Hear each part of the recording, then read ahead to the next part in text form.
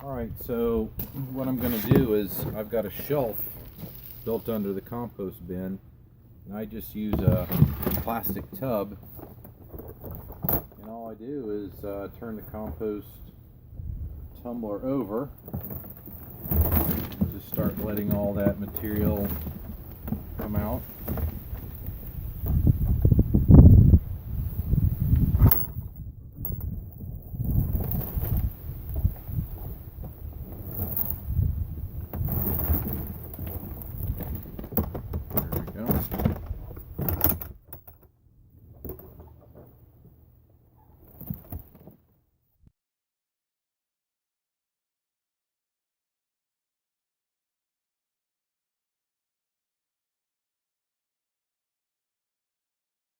Alright, there's the compost out of the tumbler, and I'm going to use a 1/2 inch wire mesh sieve.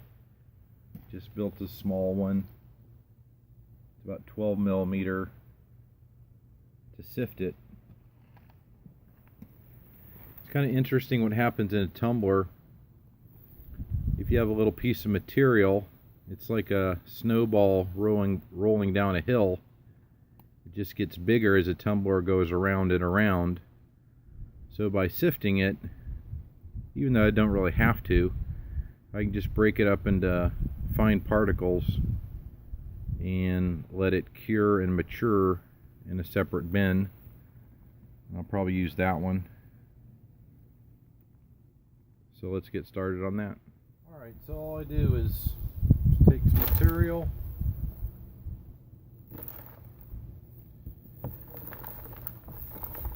and just kind of work it through the sieve.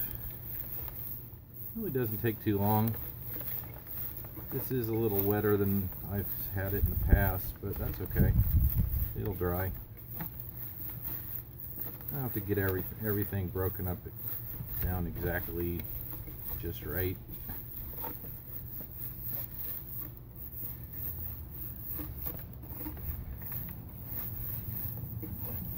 You can see the particle sizes are a lot more broken up once it gets through the sieve.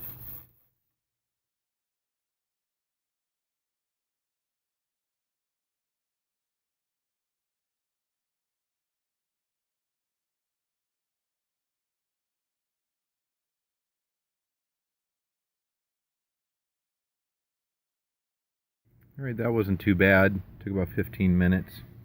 And you can see how much smaller the particles are. It's amazing that 4 weeks ago that was totally different materials.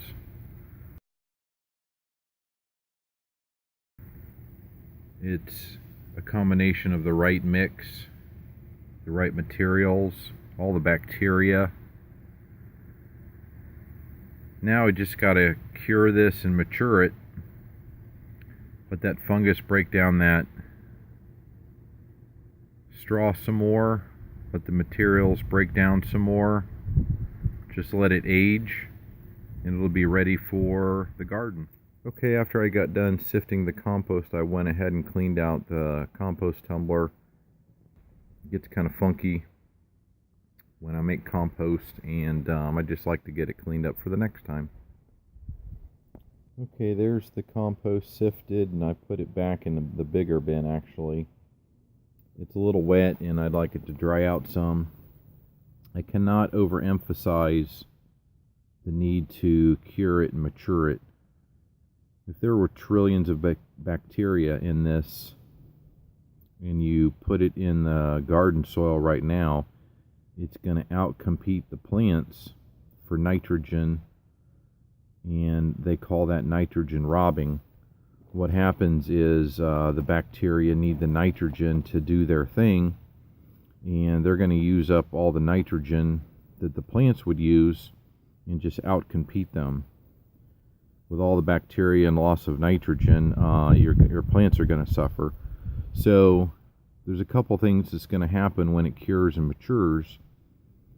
It will break down the lignin in the straw a little bit more. It'll decompose the other materials a little more, and the bacteria count will go down, and it'll become more stable. So once it's done, it'll be, safe to add to the garden soil. I've done it where I had a bed one time and I put it on top of the soil and covered it loosely and let it finish there, and that worked actually. But in this case, my garden beds are full, and this is just a better way to cure it and mature it. The fungus will get more active once it gets almost done. I've seen many times little seedlings come up from all the fruits and veggies I put in, and I just pluck them out. So it's sort of an indication that the compost is getting finished once I start seeing little sprouts come up. One thought I had when I was doing this is, for some reason I still get tomato seedlings no matter what happens, and I thought I'm going to start using more heirloom tomatoes, because who wouldn't like a bunch of free tomato plants, especially when I'm using this primarily in my vegetable garden. So I'll probably do that in the future, but it's a little side benefit of making your own compost. So this material, though, it's considerably broken down. It's a little moist right now. It's not overly moist, but you can see how it holds together nice. It's kind of spongy actually, and I found some biochar bits in there, which is good, and it looks like a pretty good mix. So I just used the shelf and the large bin I have and put the compost under the tumbler. I've cleaned it out for the next time. And now I'm just going to cover the compost to keep all the critters out of there for now. And I just use a little fabric type cloth and cover it. I'll go ahead and put the grill cover back on to keep the rain out.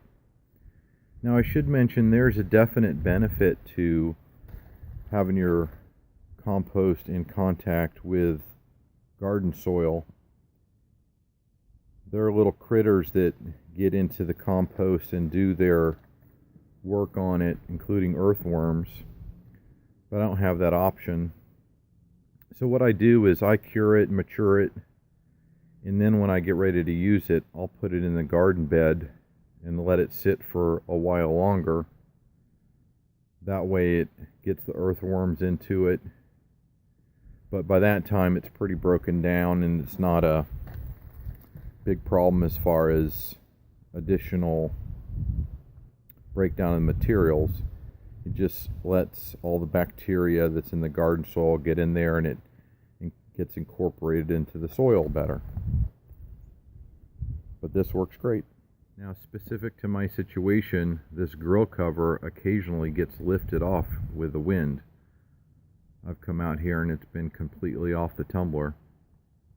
So since I still don't want rain getting in that plastic tray, I just bunch up the corners of the grill cover and it'll hold it on there if it gets windy. I think it's pretty amazing that the compost materials went from this to this in 28 days or 4 weeks.